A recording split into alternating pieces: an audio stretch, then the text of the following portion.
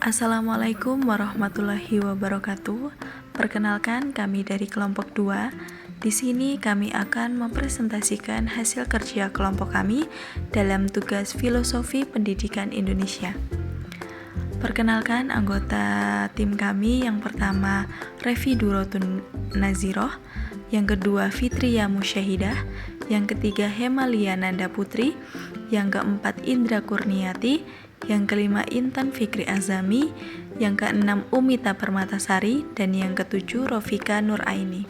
Untuk yang pertama, kami akan membahas mengenai riwayat hidup Ki Hajar Dewantara. Ki Hajar Dewantara lahir pada tanggal 2 Mei 1889 di Yogyakarta dengan nama R.M. Suwardi Suryaningrat, putra GPH Suryaningrat atau cucu Sri Paku Alam III. Ki Hajar Dewantara merupakan keluarga bangsawan Pakualaman. Sebagai bangsawan Jawa, KHD mengenyam pendidikan ELS, sekolah rendah untuk anak-anak Eropa, dan kemudian mendapat kesempatan untuk masuk Stovia yang biasa disebut Sekolah Dokter Jawa. Sebagai figur dari keluarga bangsawan Pakualaman, KHD berkepribadian sangat sederhana dan sangat dekat dengan kaula atau rakyat.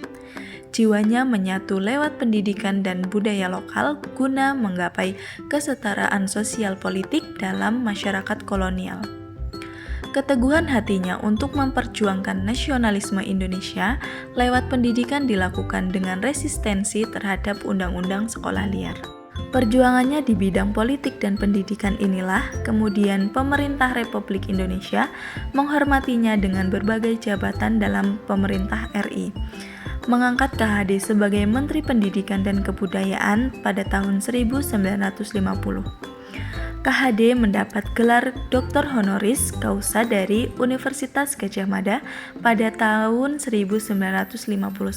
Kemudian, pemerintah Republik Indonesia juga mengangkat KHD sebagai pahlawan nasional pada tahun 1959.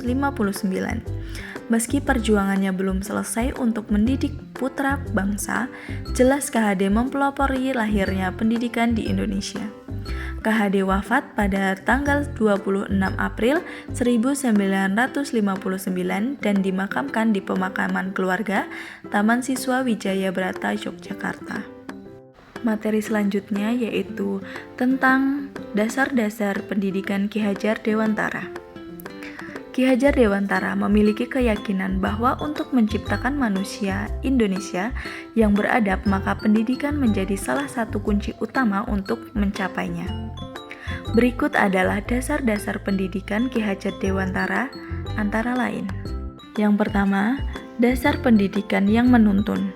KHD menjelaskan bahwa tujuan pendidikan yaitu menuntun segala kodrat yang ada pada anak-anak agar mereka dapat mencapai keselamatan dan kebahagiaan yang setinggi-tingginya, baik sebagai manusia maupun sebagai anggota masyarakat.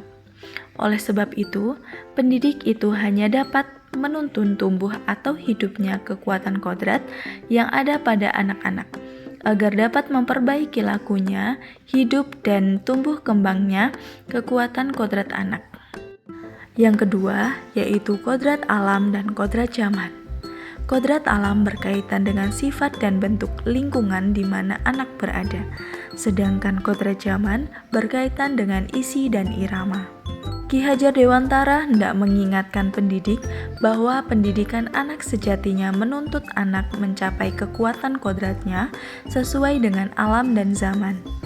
Bila melihat dari kodrat zaman, pendidikan saat ini menekankan pada kemampuan anak untuk memiliki keterampilan abad 21. Sedangkan dengan memaknai kodrat alam, maka konteks lokal sosial budaya peserta didik di Indonesia Barat tentu memiliki karakter yang berbeda dengan peserta didik Indonesia Tengah atau Indonesia Timur. Dasar pendidikan yang ketiga yaitu budi pekerti. Menurut Ki Hajar Dewantara, budi pekerti atau watak atau karakter merupakan perpaduan antara gerak pikiran, perasaan, dan kehendak atau kemauan sehingga menimbulkan tenaga. Budi pekerti juga dapat diartikan sebagai perpaduan antara cipta, karsa, sehingga menciptakan karya. Lebih lanjut, KHD menjelaskan keluarga menjadi tempat utama dan paling baik untuk melatih pendidikan sosial dan karakter bagi seorang anak. Keluarga merupakan sebuah ekosistem kecil untuk mempersiapkan hidup anak dalam bermasyarakat dibanding dengan institusi pendidikan lainnya. Budi pekerti melatih anak untuk memiliki kesadaran diri yang utuh untuk menjadi dirinya atau kemerdekaan diri dan kemerdekaan orang lain. Yang selanjutnya yaitu sistem Among. Menurut bahasa, sistem Among berasal dari dua kata, yaitu sistem yang berarti metode atau pola pelaksanaan dan Among dengan kata dasar momong atau ngemong yang berarti merawat. Asas Taman Siswa menyatakan bahwa pendidikan sistem Among bersendikan pertama kodrat alam sebagai syarat untuk menghidupkan dan mencapai kemajuan dengan secepat-cepatnya dan sebaik-baiknya. Kodrat alam merupakan ajaran Ki Hajar Dewantara yang berarti setiap anak pada hakikatnya sebagai makhluk Tuhan yang diberikan bakat sejak lahir. Oleh karena itu, dalam pembelajaran sistem Among, seorang guru harus mengetahui setiap bakat yang dimiliki oleh anak. Selanjutnya, tugas guru adalah membimbing serta mengarahkan bakat yang dimiliki setiap anak sesuai dengan bidangnya masing-masing, agar bakat tersebut dapat berkembang dan menjadi jalan untuk berprestasi. Yang kelima adalah berhamba pada anak. Istilah berhamba mungkin terdengar aneh ketika digunakan konteks pendidikan. Namun, pada intinya, Ki Hajar Dewantara berbicara tentang pentingnya fokus pada kebutuhan dan kepentingan anak dalam proses pendidikan. Seorang anak atau murid harus menjadi pusat perhatian dalam pendidikan. Pendidikan harus diarahkan pada pelayanan kepada anak, yang artinya bahwa proses pendidikan harus didasarkan pada kebutuhan dan kepentingan anak. Hal ini sejalan dengan pandangan bahwa setiap anak adalah individu yang unik dan berhak mendapatkan pendidikan yang sesuai dengan kebutuhan dan bakatnya masing-masing, sehingga guru harus memperlakukan muridnya dengan kasih sayang dan memahami kebutuhan mereka secara individual. Yang keenam yaitu asas Trikon. Trikon terdiri dari 3 aspek. Yang pertama, kontinu, berarti pendidikan yang harus dilaksanakan secara berkesinambungan, dilakukan terus-menerus dengan membuat perencanaan yang baik.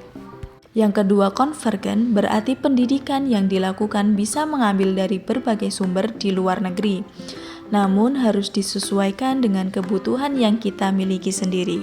Yang ketiga, konsentris, berarti pendidikan yang dilakukan tidak lepas dari kepribadian bangsa kita sendiri. Selanjutnya, bermain adalah kodrat anak.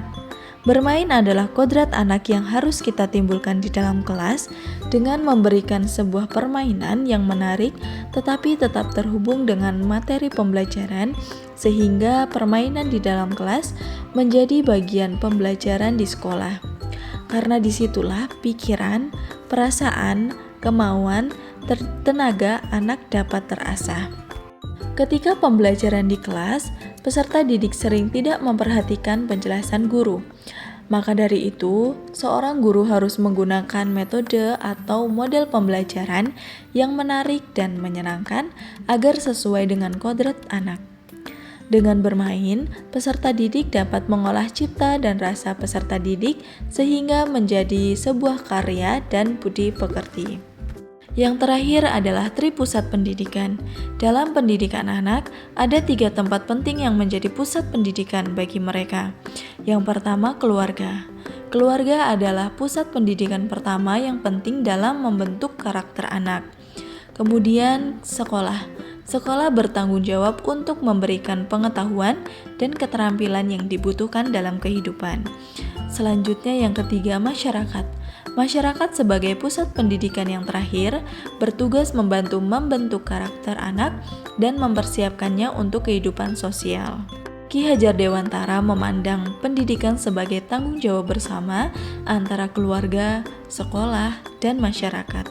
Oleh karena itu, ia menekankan perlunya kerjasama antara ketiga pusat pendidikan tersebut untuk menciptakan pendidikan yang holistik dan efisien. Sekian pembahasan mengenai dasar-dasar pendidikan Ki Hajar Dewantara. Semoga dapat bermanfaat bagi kita semua.